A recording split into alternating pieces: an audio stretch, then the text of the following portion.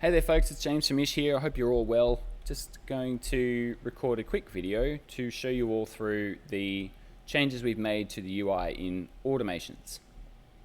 So we've renamed scripts to automations. The whole sort of section is called automations as well, but when we refer to automations, we're mostly referring to scripts.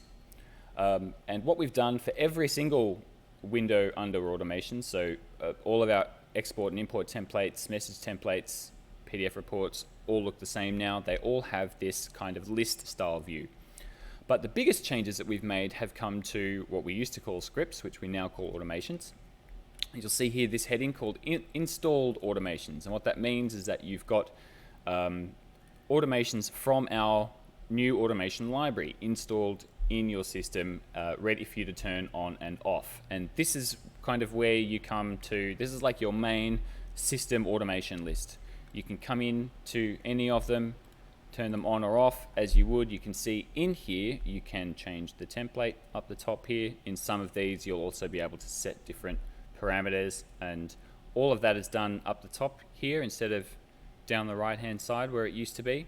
You can see this card view has slightly changed as well. You can still expand all of these to see what's going on, or if you're a bit of a code hound, you can come up to the top here and switch to code view, and you can view everything in code format. If you have the right license, you can duplicate scripts. You save it as a new one and you can come and edit it and play around with it that way. So one of the things I mentioned that we've changed is we've added what's called an automation library. We can look at that by coming into, click the Add New button, and you can see here we've got a bunch of different categories, and every automation that's a default automation from onCourse lives inside a category. They all have different explanations as well. If they're grayed out, that means they're added. If they're not grayed out, you can just click on them and it's added to your installed list.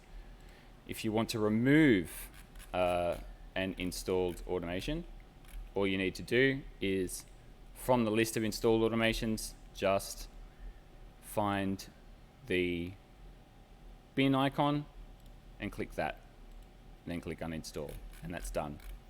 You can't uninstall anything that's tagged as custom, but if you want to remove that from your list, what you need to do is go into it and come up to the cogwheel and click delete. So while we're in here, I'll also just want to show you something neat about building scripts as well. You can see here we've got this new little add step action button and this little timeline here. If you click that, you can now see the different types of blocks that you can add and a bit of an explanation as to what you can do with them. You click one, we can add a query, and the query block appears, and you can create your own query just like you would have before. And hopefully what we hope this does is give you a little bit more of a timelined idea, just to show you a bit more about how the script works, and also just to provide a bit more of a visual way of building scripts rather than just expecting to know sort of all the written code. Get rid of those changes. And that is a basic rundown of what we've done with automations. If you want to leave any feedback, you're welcome to do so in the forums. In fact, please do so. We'd love to hear from you. Cheers.